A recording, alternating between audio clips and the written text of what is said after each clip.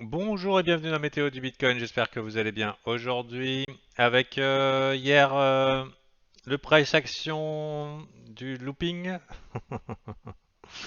donc avec une journée européenne plutôt baissière et générale, hein, il y a à peu près tout qui s'est fait défoncer en même temps, le S&P 500, mais aussi l'or, le pétrole, de beaucoup, parce qu'en plus Biden a lâché une bombe entre guillemets sur le pétrole, et c'est plutôt bon signe un petit peu cette baisse du pétrole, notamment par rapport au prix de l'inflation, au coût de l'inflation, parce que le prix d'une énergie chère a un impact sur le prix des choses. Donc on va voir un petit peu comment ça se goupille, mais ça paraît bon signe un petit peu que ça se calme au niveau du prix de l'essence.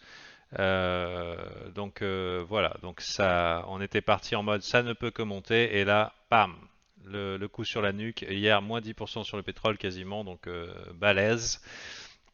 Pour pareil, cassure vers le bas au niveau de l'or et donc de tout ce qui est commodities. Et pendant ce temps-là, avec une grosse montée et un gros breakout haussier, grosse accélération haussière du dollar index. Et nous avons mal à nos euros. C'est un petit peu euh, où ça va s'arrêter. Ça, en général, c'est pas bullish non plus pour les actions, mais elles se maintiennent bien. Elles se maintiennent bien. Mais là, a priori, le bon play, c'est le dollar. Donc maintenant, je dirais que vu les circonstances et vu comment se font niquer les commodities, c'est quand même pas mal cette réaction du Bitcoin ou même des indices.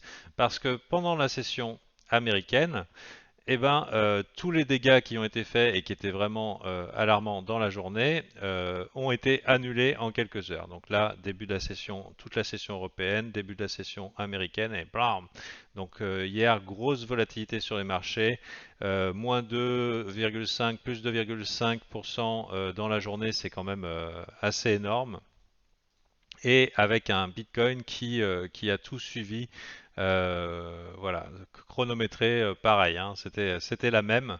Donc, mais un Bitcoin un petit peu plus fort ici, un petit peu plus fort ici, encore volatile, et on a des alts aussi qui se manifestent comme étant assez bulles.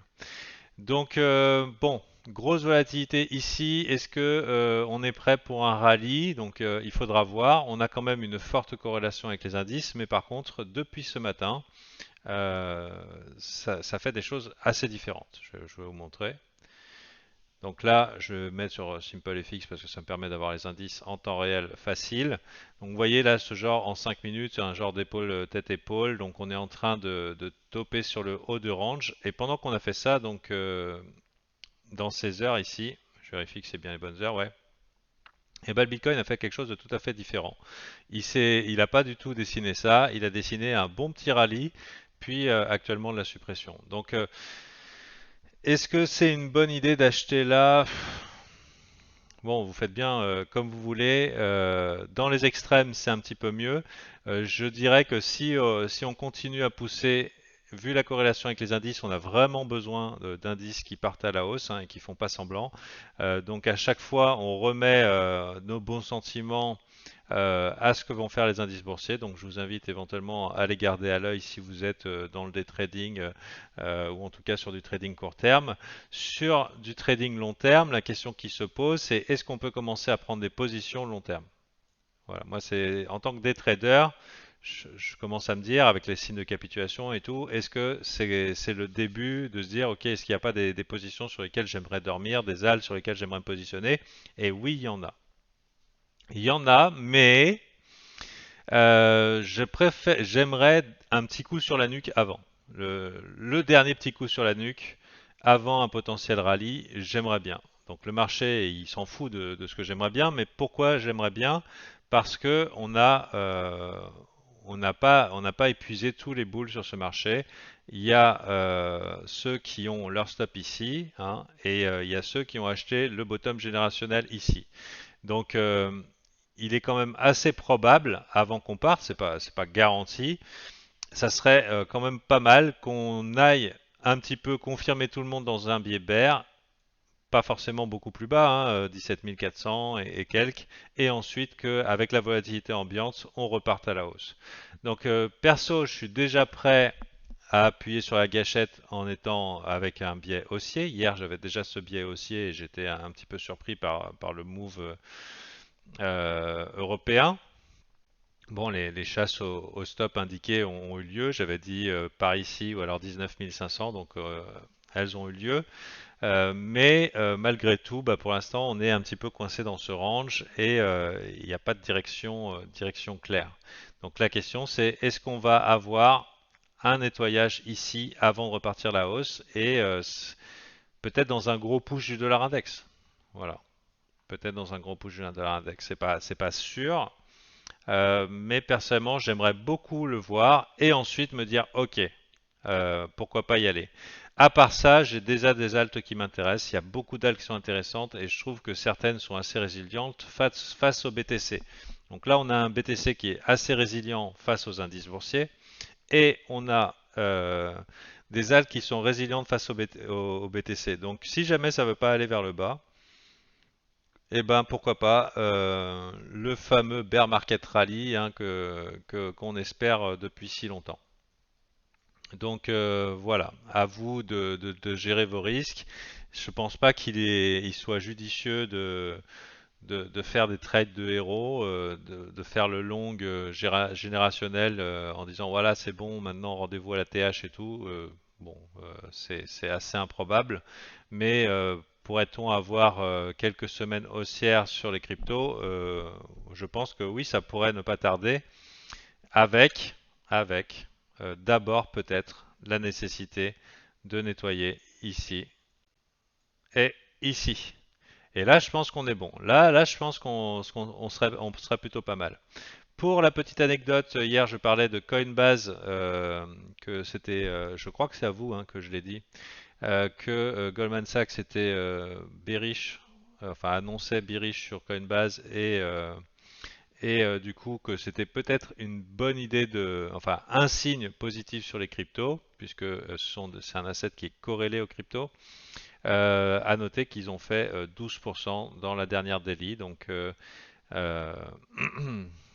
un petit élément de plus, indication de positivité sur Coinbase. Et comme j'avais dit au VIP il y a quelques jours, déjà on a vu que ceux qui ont vendu le top, hein, globalement les actionnaires principaux, les fondateurs de Coinbase, ceux qui ont vendu le top de Coinbase, ont commencé à racheter amplement Ersam, Frédéric et Ernest depuis le mois de mai. Voilà, donc euh, il a vendu amplement au top et il a commencé à racheter les actions qu'à partir du mois de mai. Donc où c'est qu'on voit buy, buy, buy, flop, flop, flop, buy. Voilà, buy, buy. Et encore hier, non le 26 mai, de grosses sommes. Donc il n'avait pas fait ça hein, depuis que Coinbase a été mis en ligne. Donc on dirait qu'on pourrait avoir un potentiel intérêt pour un retour aux actions orientées crypto. Il faudrait voir si MicroStrategy lui aussi a trouvé un petit peu de vie. C'est possible, oui. Donc MicroStrategy. Donc hier a priori il y a eu du positionnement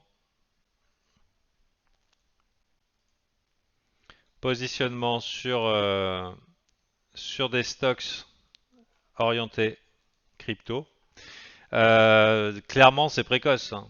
C'est précoce pour dire ah non non mais c'est bon, vous inquiétez pas, tout va bien. C'est un début, c'est une bougie verte après des mois et des mois euh, de move baissier. Mais ça peut poser, on peut y être attentif parce que c'est des bougies vertes significatives, hein. Un push de 12% dans les actions, c'est pas rien. Et puis ça peut nous mener à des mouvements de cette amplitude-là, hein. Ça peut aller beaucoup plus haut, sans forcément déclarer un bottom long terme, avoir des plays moyen terme sérieux.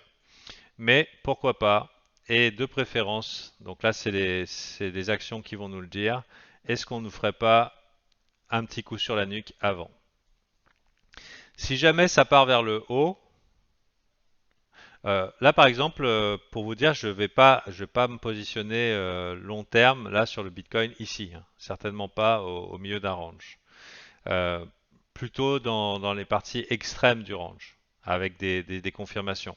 Mais par contre, en day trading, même si par exemple j'envisage ce petit coup sur la nuque euh, et que je l'aimerais bien, je pensais qu'il irait plus bas hier. Euh, et ben je vais prendre des longues dans la journée, hein. J'ai déjà des longues en tête. Il y a des assets qui m'intéressent. Suivez ma souris. Voilà. Donc sur ce, je vous souhaite une bonne journée. Si vous voulez vous former en trading et commencer à prendre en main, structurer votre action sur les marchés et être moins ballotté par les putasseries quotidiennes, bah, vous pouvez mettre un plan d'action et intégrer mon service d'accompagnement qui a bonne réputation. Et je vous invite à regarder les reviews VIP si ce n'est pas fait dans le cadre euh, de, de- du Patreon et dans le descriptif de la vidéo. Sachez qu'il y a un espace investisseur, c'est pour ceux qui sont un petit peu moins hardcore, qui ont envie de se former, mais un petit peu, mais pas trop. Et eux, au lieu d'avoir 5 lives par semaine, ils en ont un. Ils en ont un et c'est orienté long terme.